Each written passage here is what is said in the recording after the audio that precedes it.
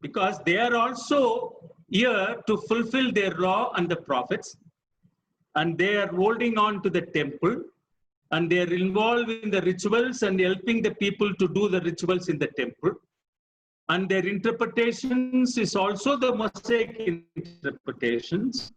They are also believe that God has guided the prophets in the earlier days, and they consider themselves coming in that line of prophetic clan. Whereas Jesus here also says that I am came in order to fulfill the law.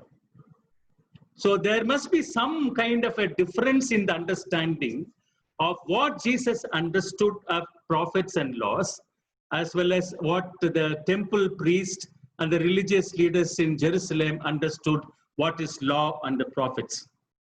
So in that kind of a context only, now I will move little bit to the history of the scripture, in order that we can understand this particular aspects of what Jesus is understanding, what is the religious leaders' understanding was. If we can look at the Old Testament, the Malachi is the last book of the prophets. That will be around before, in the 5th century, it's before 550 BC. So the last book of the prophets, the 12 last book, the minor prophets, 12 minor prophets, the last minor prophets is Malachi. From Malachi to John the Baptist in the New Testament, there was no prophetical saying in the Bible. And there was no God's word being prescribed or accepted as a scripture. But if we can look at this period between Malachi and John the Baptist, it is 400 long years. So it is not a small, if you can take 100 years as a generation.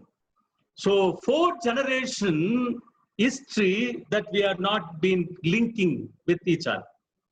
So the prophetical moment in the Old Testament comes to an end with Malachi. And then John the Baptist comes and they propagate the coming of the Savior, coming of the kingdom.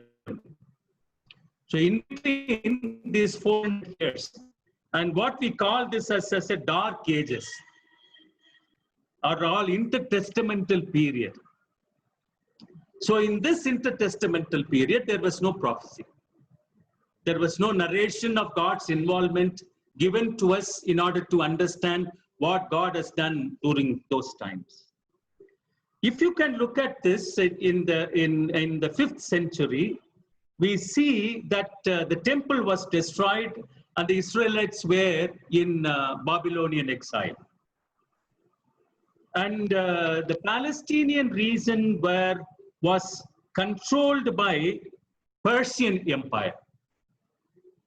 And if you can see, there is a biblical verse talking about Cyrus who comes from Persia. So in the Persian Empire, Cyrus, the king of Persia, has given an opportunity for the Jewish community who were in exile in Babylon and asking them to go back to Jerusalem to rebuild the temple. Remember that Ezra is talking about the early stages to say that come, let us all go back to the Mosaic commandments. Let us go to the laws of Moses. Because all these times, nothing was being available to them. So it's a revival movement started by Ezra, asking, encouraging people to go back to the Mosaic rule and Mosaic commandment. And remember that, Psalm 139, by the rivers of Babylon, a very popular song. Then the song says how we can sing God's song, a liberative song in the exile. So we cannot worship God, we cannot sing our God in exile. That is the condition that they were at that point of time. But later on, Nehemiah gives a call, let us rebuild the temple. So very interesting that Cyrus has given everything for them, not only to revive their religiosity, which is based on the Mosaic commandments. That is what the call given by Ezra. And Nehemiah says that let us rebuild the temple in order that they will establish their own religiosity around the Jerusalem temple. And during those times, the people, the Jews, who thought a particular time whether Cyrus is God's agent, a Messiah. Remember, during the time of Solomon, when the old regions of Israelites were, divided and being scattered all around the regions, they were expecting a ruler in the line of David, not in the line of Solomon, because Solomon, by extending his own empire, included multi-religious faith in the mono-religious faith of Israel. So people were forced to go into different kinds of religious faith during this time of Solomon.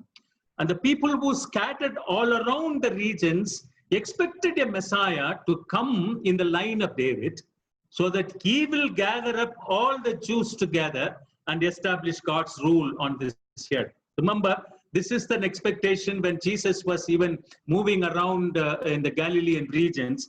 They thought that Jesus came in order to gather up all the Jews together.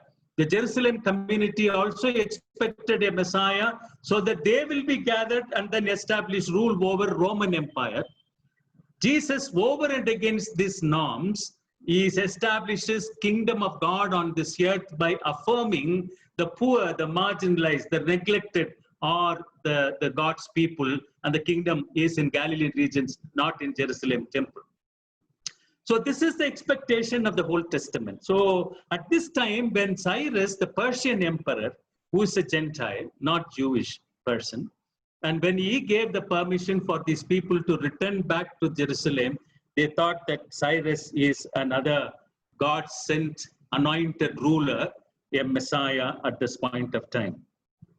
So when the Israelites went to Jerusalem and they built the temple, and they established once again the Mosaic commandments, Mosaic laws, what they have kept in their own heart, not in any written forms.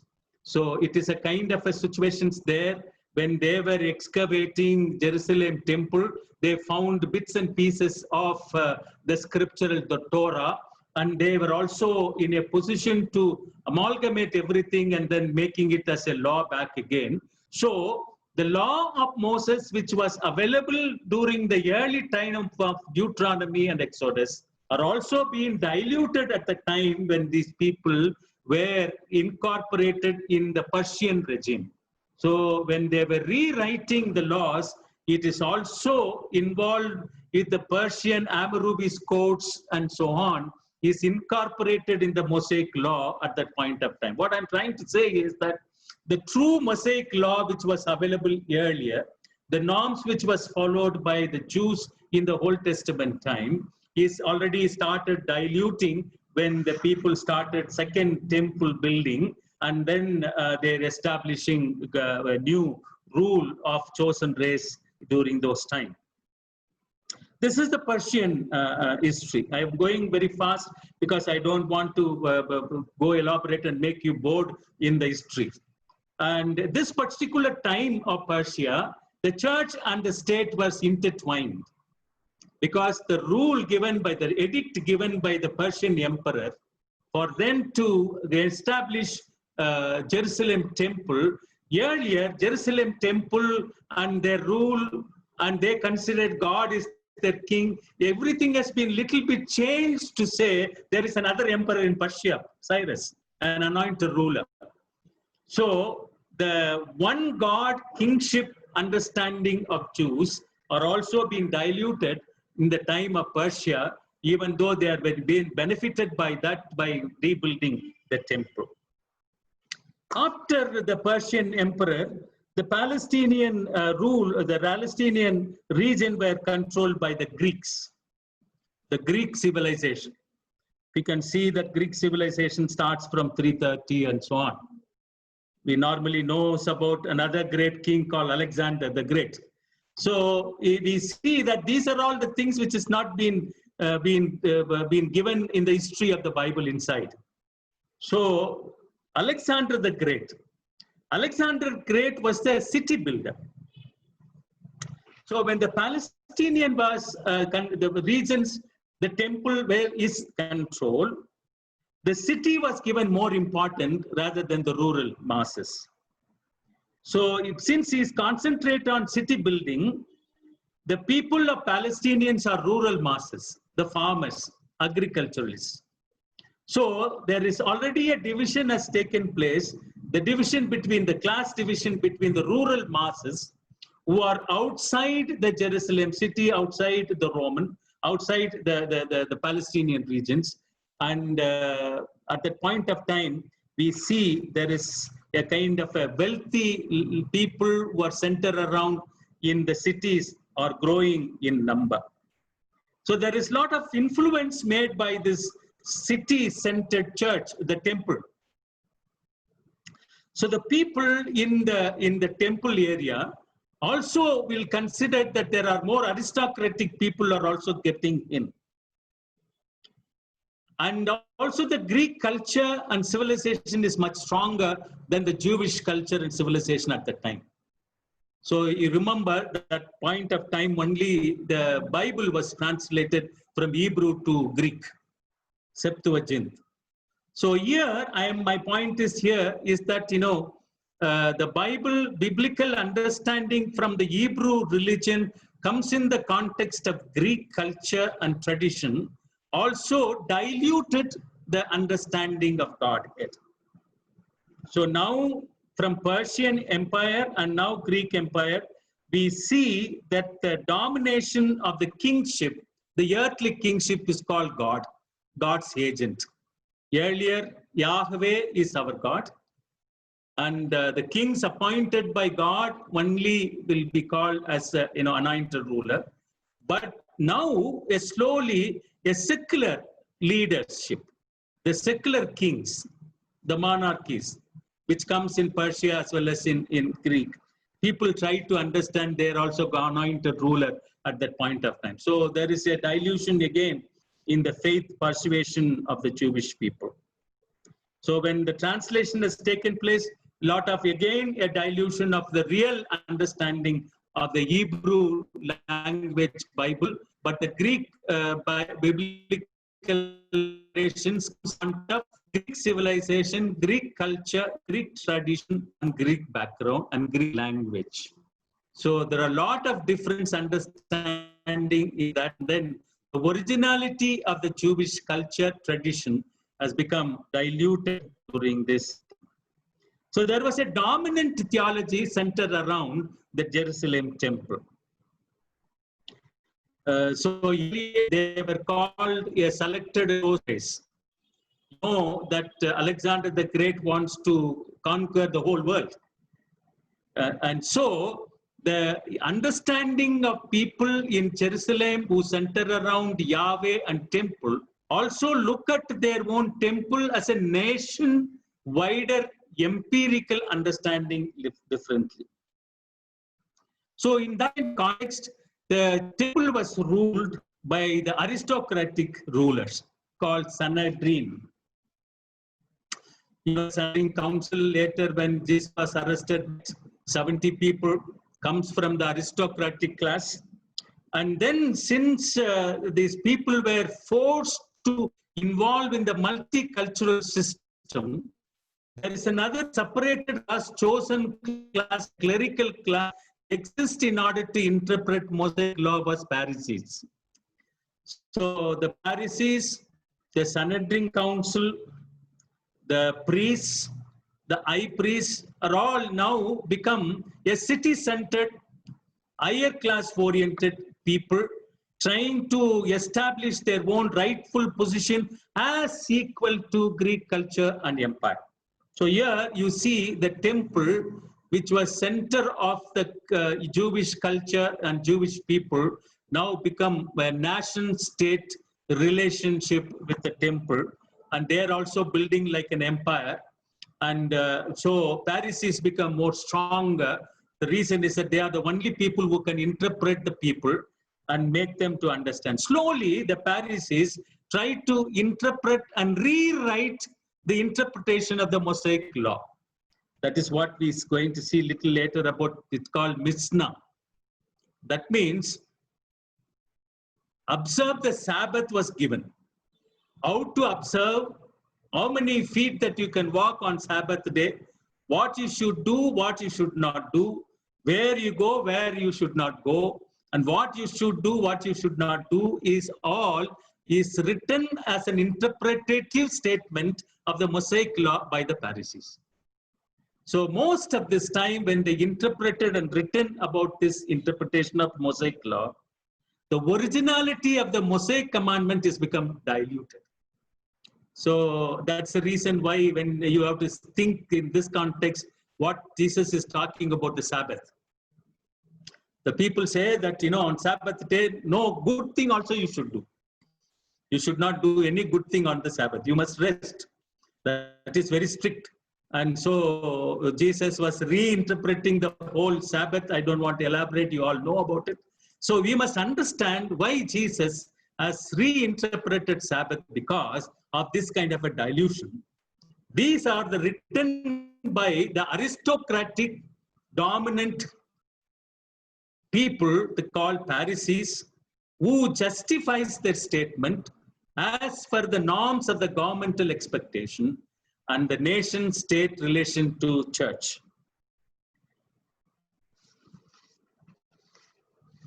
After there's a Greek, I go fast, the Syrian came into the Palestinian regions.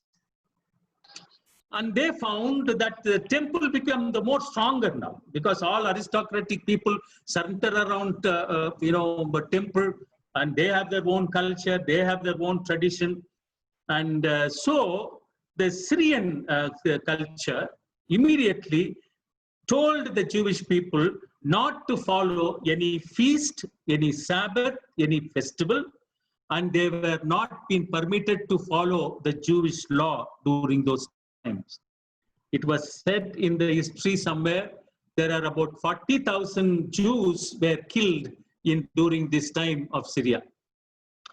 At that point of time, the Syrian establishes one God rule, one God faith persuasion, and they built the temple, the name of their God called Zeus, Z-E-U-S. So he is the God. So in place of Yahweh, the Syrian culture encourages the Jewish people to say there is only one God, there is only one temple which is there. Even the Jerusalem temple is also the temple of Jews. So that is a kind of a crude situations where the Jews were persecuted. Much worse is that, that during those time of Syria, the government appointed the priests, and the priesthood were on sale in the market. So anybody who gives more money to the government, you will become a priest. And he will be the priest of the Jerusalem temple or synagogues who are forced to worship their own god Zeus. So in the Syrian time, really Jewish people were completely been distorted because there was no proper rule. It was going on more than about 8-9 years of their rule in Palestinian regions. And then after this, the Maccabees have a control overruled Syria. In the Maccabean context, they were also really continued the same Syrian method, not encouraging the Jewish community to establish their own rights. And they were also not given any proper position for them to even to worship their own God, Yahweh. So if you can see in Greek period, they were coexist with the Greek culture, and also the Greek culture helped them to relate Greek culture and tradition into Jewish norms. During Syria and Maccabees rule, what has happened was the Jews were thrown out again by the center of their own temple, and they were longing for a new rule to come. And people, you all know that there was a revolt raised by Jews at that point of time against the Maccabees. And finally, Jews won the battle. For a long battle, Jews won the battle. When they won the battle, and they tried to establish their religion as equal to the religion of the state. Remember, in the 3rd century, Constantine, when he became the ruler, the understanding of the early Christianity was completely transformed as a state religion. In the process, we lost many of the original values of the early church Christianity, and we become more dominant, we become more oppressive, we become more exploitative from the 3rd century onwards. The same kind of a thing has happened when the Jews revolted against the Maccabees, and when the Jewish rule was established, now the sacrifice was introduced in a norms prescribed by the Pharisees. Once again, the aristocratic clan comes into power. High priest and the priest were given the dominant position in order to supervise and rule over synagogues and temple. And they were become the political leaders and economical leaders, and they become the social leaders. And in the process, what has happened was now the religion which was being there earlier as a kind of a community religion become a state national religion controlled by the aristocratic people in the Jewish community. That is inclusive priests, Pharisees, Sanhedrin people, and so on. And Mishnah become the center rather than the Mosaic law. Nobody knows about the Mosaic law at that point of time. So what is being interpreted by the Pharisees become the law of the norms at that time. So that is where you must understand why Jesus was against the law in the New Testament. Right? Here, the people during this time of dominancy, the Pharisees, whatever they say, you remember that Jesus once healed a leper outside the city of Jerusalem and asking him to go and show to the priest. Where it says in the Mosaic law, the priest should say yes or no. These are all the interpretations made and prescribing law made by the Pharisees at that time. And that has become a Mosaic law rather than the Mosaic law which was being followed by the people in the early Deuteronomy. And so now we can understand that the Mosaic law from this time onwards, it's not law of the Moses, it's the laws of Pharisees, the laws of the aristocratic clan, the laws of the emperors, the laws of that particular time in order to justify their own stand in the religiosity. For example, in the South African situations, you know, the black and the white combinations, what the white are the supreme and the people in the are not correct, and so on and so forth. So this is a kind of a situations where we see that the people were now reinterpreted in that level. Then when these people were ruling, they are not ruling with the nationality. These people are ruling, they are not with the nationality. So the Roman emperors who are watching this development of Jews helped indirectly the Maccabees revolt because of the Roman indirect support only. The Jews overruled the Maccabees. So it is not a direct, Rome supported the people, but it's in secret ways. The Jewish community were supported by the Rome in order to overthrow the Maccabees. And there was a kind of a nexus between the Jews and the Rome by saying, if we win the battle, we rule over the nation, and you will be given the freedom to rule over your temple and the laws. We will not interfere in any of your affairs. So in this kind of a context of nexus between indirect, secret Roman emperors and the Jewish leaders Again, Jewish leaders here are the aristocratic rulers, the top people, not the poor here anyway, is part of in this Jewish community at this point of time. So in 63 BC, the Rome takes control of the Palestinian region. So after the Maccabees, it's a Rome. So when the Rome has taken in the context, see, we must see very clearly, because this is the time where Jesus is born.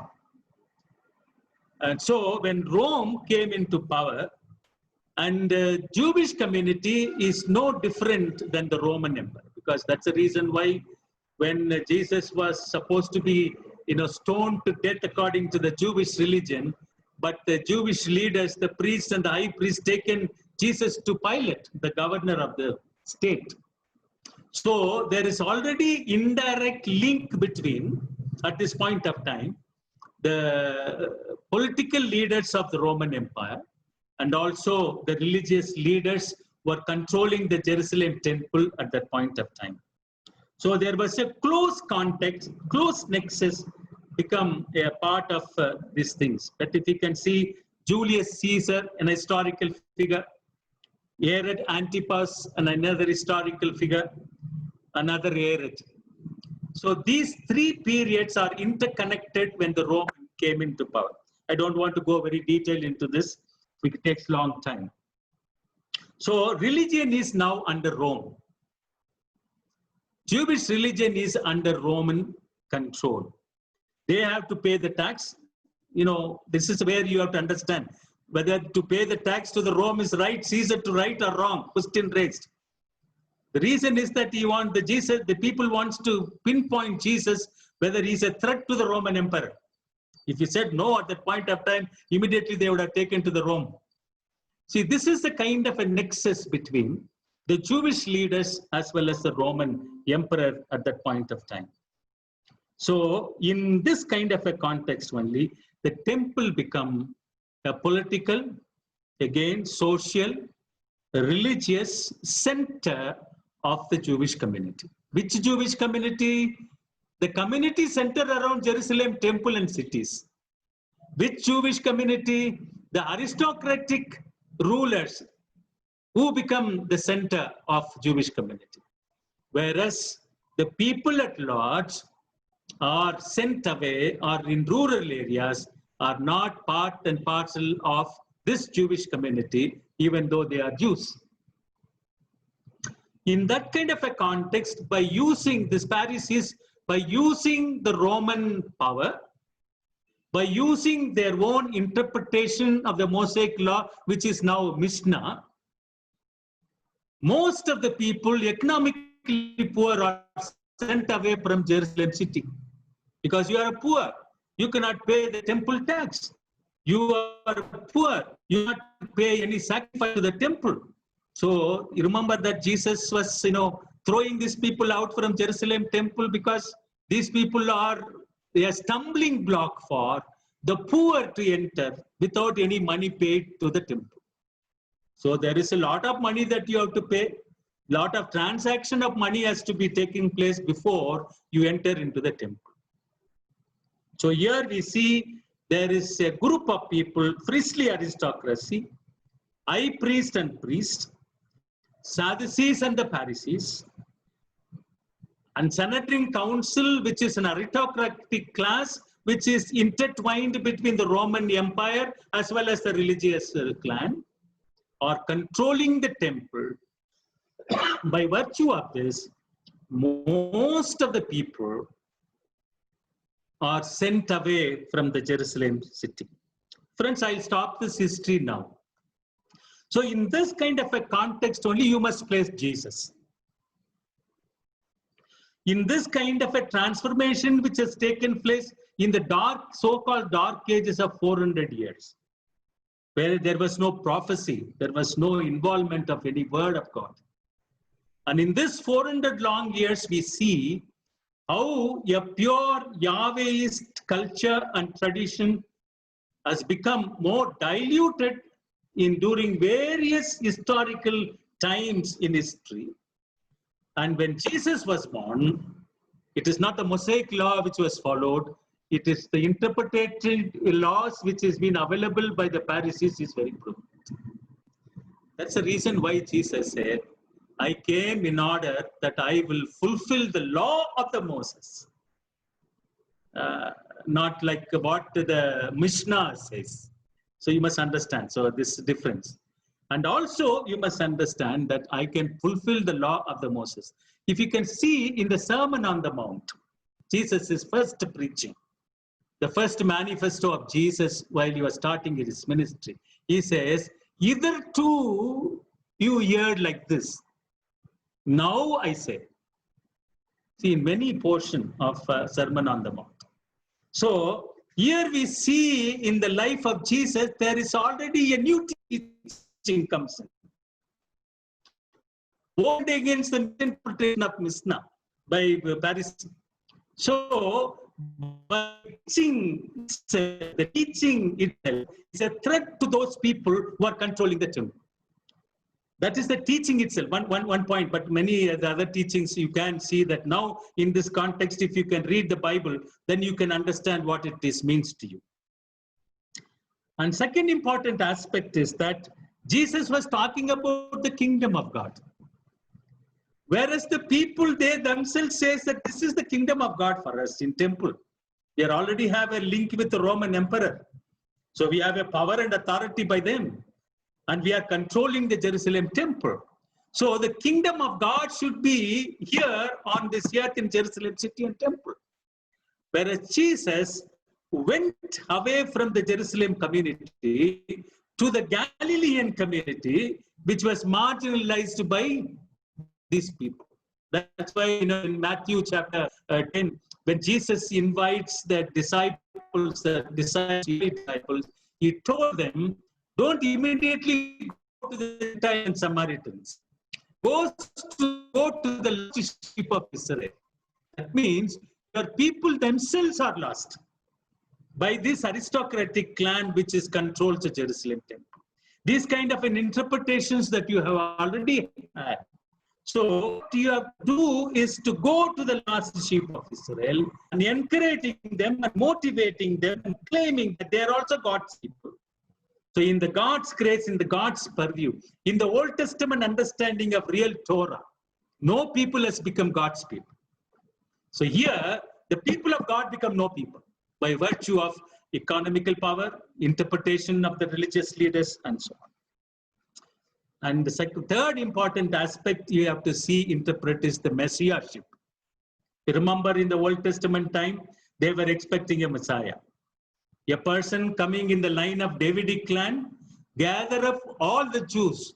So the people in Jerusalem expecting a Messiah among themselves, among the ruler, because they're coming in the line of Cyrus.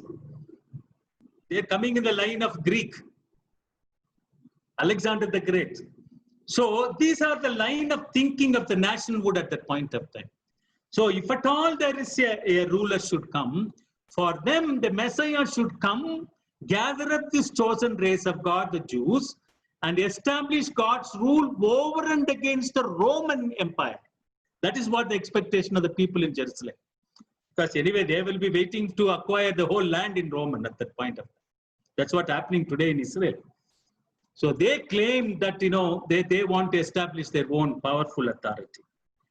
But Jesus, by affirming in Matthew chapter 16 with Peter, I am that Messiah, the Son of the Lord. Indirectly he accepts, but openly he accepts when, I already told you in the second session of mine, that Jesus openly recognized that he's the Messiah in Jerusalem when he gathers all these Galileans together and enter into Jerusalem temple. And immediately these people who are waiting for a Messiah immediately say, Hosanna to Son of David. They claim Jesus as the Messiah, the Son of David, whereas he was born in Nazareth and outside the Jerusalem city. It's a blasphemous at that point of time. So those who are involved in the blasphemous act, they should be stoned to death. That is the Mosaic law.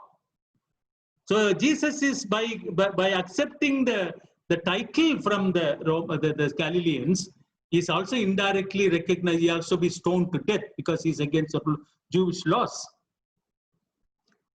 But Jesus says, if they are not shouting, even the stones that you are going to throw against me will shout. That is the time, that's a word, connotation where Jesus says, if they are not shouting, the stone will shout, not the stones on the road. The stones that you are going to throw, that I am involved in the blasphemous act, that stone also will affirm that I am the Messiah.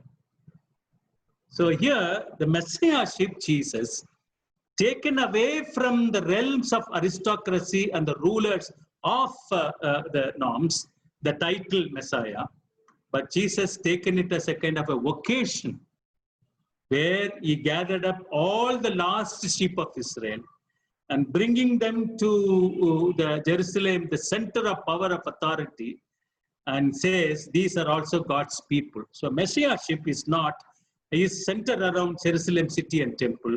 Messiahship is gathering up of the lost sheep, establishing God's rule on this earth. And another teaching of Jesus, only this is very important, because he says, I am the good shepherd. The people who came before me are robbers. These are all the strong words that Jesus used. So the Jesus teaching is not ordinary teachings. It's a very, very, very sharp and crude teachings. So I am the good shepherd. So you have to come through me only. The previous people are the robbers and thieves. So when anything happens to people, and they will run away, but I came in order to give a life in fullness to people.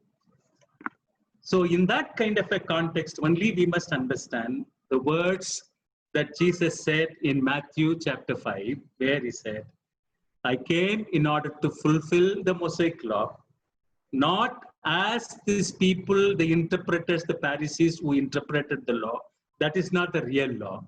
But I came in order to re-establish God's rule as you were expecting from the Old Testament. And also Jesus trying to say here that your righteousness, he tells the disciples, you are right with God, your righteousness, your relation with your God, if it does not exceed the righteousness of so-called bogus Pharisees, you will not enter into the kingdom of God. So here, Jesus makes complete division by the ritualistic understanding of God, the ritualistic motives of the interpretation of the people, the Pharisees and the priest and high priest, and gives a new meaning to the people and tells the Pharisees, tells the disciples, unless your righteousness exceeds the righteousness of so-called righteousness of the Pharisees, you will not enter into the kingdom of God. Another words that I can quote here is in Matthew chapter 7, verse 21, which says, it is not those who call me Lord and Lord will enter into the kingdom of heaven, but those who do the will of the Father will enter. That means Jesus here makes a clear division of those who religiously involved in calling him and Lord, they are not the people who will be close to God, but those who do the will of the Father. What is the will of the Father? His will of the Father is to extend God's rule on this earth, joining with Jesus who is living in the community. I hope and pray that this division that Jesus understood, the division of the Pharisees, division of aristocratic rulers of Jerusalem temple, and the real establishment kingdom of God, and the new teachings that Jesus has given will be a motivating force for us to follow our ministry. Unfortunately, sometimes we also follow the aristocratic understanding of gospel. Sometimes we involve in the understanding of the priestly, the prosperity gospel. That's why, earlier as the Pharisees interpreted, we also interpret by saying, those who are filled with money, they're all blessed people. That means what? Those who are poor, rejected, those who are living in the huts are considered to be cursed people by God. So sometimes our preaching also, we may say that we are preaching, but we must know that we may be a blasphemous preachers. Sometimes, you know, one of my pastoral teacher in the seminary used to tell me, when you are preaching, you must be very careful, Vincent. You may be a devil in disguise in the pulpit, because your interpretations may be Pharisaic, your interpretations may be aristocratic, your interpretations may be dominant, which indirectly segregates people and throws people, and there is no gospel in your preaching. So friends, as we read this particular passage and read it through the historical development which has happened from the Old Testament, as we reread the Bible in terms of Jesus, how he interpreted the law and Moses, that should be our criteria in interpreting our gospel, so that today, when we preach in that direction, the kingdom of God is in our midst. May God bless these words and add his blessing to all of us, so that we will continue to do God's mission on this earth. Thank you.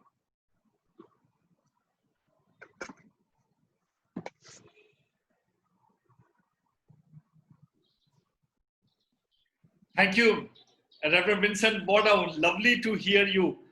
It was so wonderful. I again would like to express my hearty thanks and appreciation to you for 3 days, taking this wonderful time, plunging, making us to look beyond and think very positively, and giving us the message of Lord God. And during this time of pandemic, how our priestly ministry can be very effective. So I will not take much time. I just would like to open the session. If anybody has something to clarify or to comment, please feel free to comment.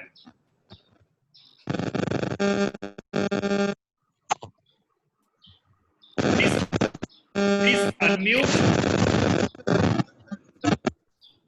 Please unmute, and if you have anything to contribute, please come back.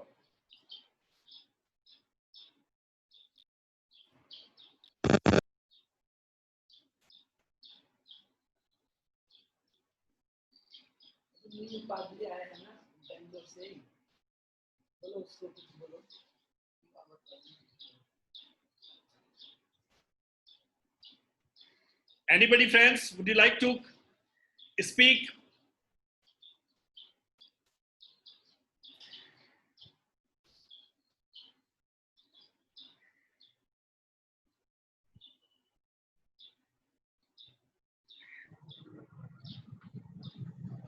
I'm so happy that Angela Yingti joins. Yes.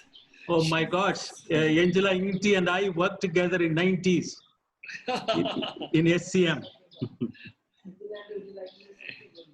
She's not on video. I hope that she's hearing. I think I hope that I can get it the video.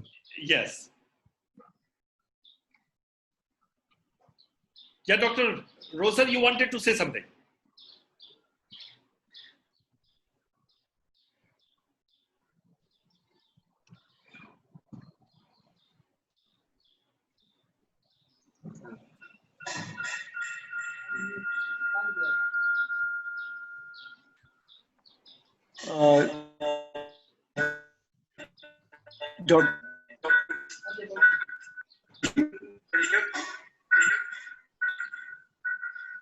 Hello. Yeah. Yeah, we can hear you. Dr. Vincent, can you highlight, in the light of what you have said, what scissors does? That will be helpful for us to understand how an organization issues of religion and society. Dr. Vincent, did you get friends, him? I'm heading an friends, I am heading an institution called Christian Institute for the Study of Religion and Society, shortly called Scissors, which was started in 1957 by a few of the clergy in order to encourage people to widen their perspective of religious, our own Christian understanding of the gospel in the given context of economy, social, and political situations of our country. And so when 1947, when we have received the independence, and most of us Christians were looked suspicious manner at that point of time, whether the Christians are going to be agents of British colonial masters. At that point of time, there were few of the vibrant leaders like Reverend Dr. P.D. Devanandan, who was a professor of religion at United Theological College. And Dr. M.M. Thomas, you all know that M.M. Thomas was a very vibrant leader, he was very much known during the time of emergency because of his commitment from the center when he was a director, when he was giving a political call to the people for liberation and justice. Later on, when the Janata government came in, and M.M. Thomas became the governor of Nagaland from Scissors. And when he went there in Nagaland, and there was a lot of restriction because he used to walk to the church. And the governor walking to the church and being misunderstood and misinterpreted. I think he came out of that governor post also, and then he returned back to. So Scissors much from 1957 involved in three aspects. One, understanding the Christian gospel in the socio-political context, encouraging people to have a new faith perspectives in the context of our own, so that our faith will be more relevant to the people at large in the given context. And second aspect is that to resisting any powers of evil, which is against human rights, which is against the norms of the people. That's the reason why Scissors were involved from the initial stages in support of Dalits, tribals, women, and most of the time the migration workers. And the third aspect of Scissors, briefly, is that involvement of interreligious dialogue. So if you can see that this institute is the first institute in 50s talked about dialogue in whole world. And people who involve in this center become the formation of, ecumenical relations, interfaith dialogues in World Council of Churches. And in turn, M.M. Thomas, who was the director at the time, become the moderator of the World Council of Churches. So that is a kind of a relationship that Scissors had in terms of looking at the world, looking at the context, relating the Christian faith, encouraging the Christian community to be open enough to be a relevant minority in terms of bringing the kingdom of God values into this world. And also to resist the powers of evil, whether it is political or social or any kind of a cultural domination, encouraging the ordinary people, people at margins, and encouraging them and motivating them.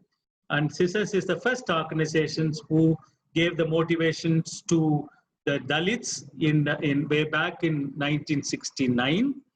And the tribal awakening in Ranchi, taken place in 1963 and later on 1983 under the leadership of Bishop Nirmal Mintz, were the first and the foremost. And then Joint Women's Program, which is the program of women movements, joining with all political women movements at that time. Brinda Karat was one of your Mizoram, the governor, a Muslim lady, and she was a part of it. And Josna Chatterjee and the people all are a part of this movement in starting the women's movement at that point of time. And then interfaith conversations in order to build up a relationship to all religions on the basis of not converting each other, but building up common humanity in order that everyone will join together and build up a God's kingdom through various norms and various religious faiths. So this is the brief about Scissors, and we continue to involve. We publish a journal called Religion Society, and I have already told the bishop that we would love to send this people, if you can send the addresses, or otherwise I can given to directly to the bishop about 30-40 copies every time when we print. The next one issue is on migration, workers' problems. That issues is in the press now. It will come by the 15th of July. And also we are bringing out a small pamphlet, like a newsletter called Guardian. That comes every 2 months, immediately when problems arises. And now the issue that we have carried this time is COVID-19 and racism, even linking the racial aspects of the US at this point of time, and linking up all these things and be bringing in. And every time we also bringing in a small article on Palestinian issue. At the same time, we also bring a small biblical reflection based on the current issue.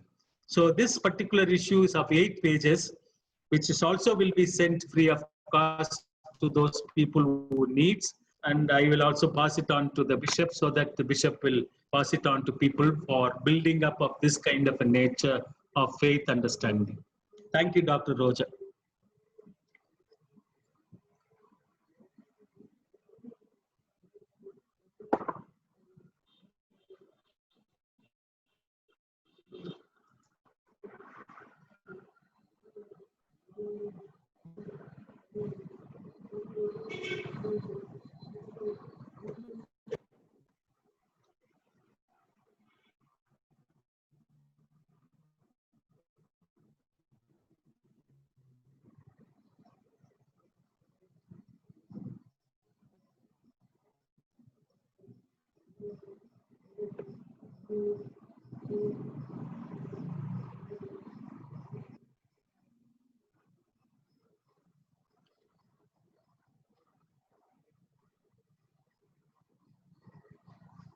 Father Bishop cannot hear you. Hello, can you hear me now? Yes, brother. Yes. I wanted to express our gratitude to Reverend Vincent Rajkumar, and we have definitely learned a lot from his mastery over the history. And history is always a fascinating subject which takes us back and inspire us to learn from the history and implement this and use it powerfully in our today's context, as particularly the pastors and the church leaders, as we learn these things and how we can serve better in our society. A very big thank you, Reverend Vincent, for taking us into history, and it was so lovely to hear you. So lovely to hear. Please remember us in your prayer as the Northeast is struggling, as the COVID-19 is spiking very fast. Now the Upper Assam, particularly, now the whole of Assam is struggling with the flood, which is very massive and devastating. The people are not being able to come out. They have got attacked from water from all sides, and the life again has become so miserable. So please remember us in your prayer and how we would be able to do. So let us look God in prayer. Holy and eternal Father, we thank you one more time for sending us your servant, Reverend Vincent Rajkumar, who spoke so powerfully, so beautifully to us, making us understand that in history, your will, and encouraging us, Master, that as we take the challenges of today. Father God, we thank you for Scissors. We thank you for the ministry which they are doing to India. We thank you, Father, for all your ministers all over. Father God, we pray that your ministers, your faithful people, they will be strengthened during this time of weakness. Holy God, we pray that you will use us for your ministry. Help us, Master, that we would be able to reach out to people, those who are afflicted, those who are affected. Master, as we disperse from here, let your blessing continue to flow with each one of us. Praying especially for those who are afraid, those who are in shock, those who are seeking your presence. Lord, help them to come out from all their trauma, all their bad situations. Father God, we pray that your grace will enable us, that we will be able to serve you. Thank you, Father, as we disperse from each one of us. Let your blessings continue to remain with us. Through the blessed name of Lord and Savior, Jesus Christ, we pray. Amen. And now may the blessings of Lord God Almighty, love of God, and the fellowship of Holy Spirit be and abide with each one of us now and evermore. Amen. Amen. Amen. Thank you, friends, for this opportunity. Thank you, Bishop, for this privilege that you have given. Thank you, Dr. Rocha, for your presence. May God bless you all. Thank Thank you, you. sir. Thank you, Thank you, sir. everyone, for Thank you. joining us. Thank you.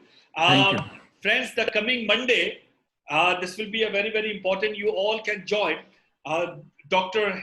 Harris Caleb, who is a senior oncologist surgeon in Nigrim's Hospital. Many of our pastors, they were asking about to have a talk and have a dialogue on particularly subject called cancer. So he will be speaking to us on Monday. You all are welcome to join. Thank you. God bless you. Thank you.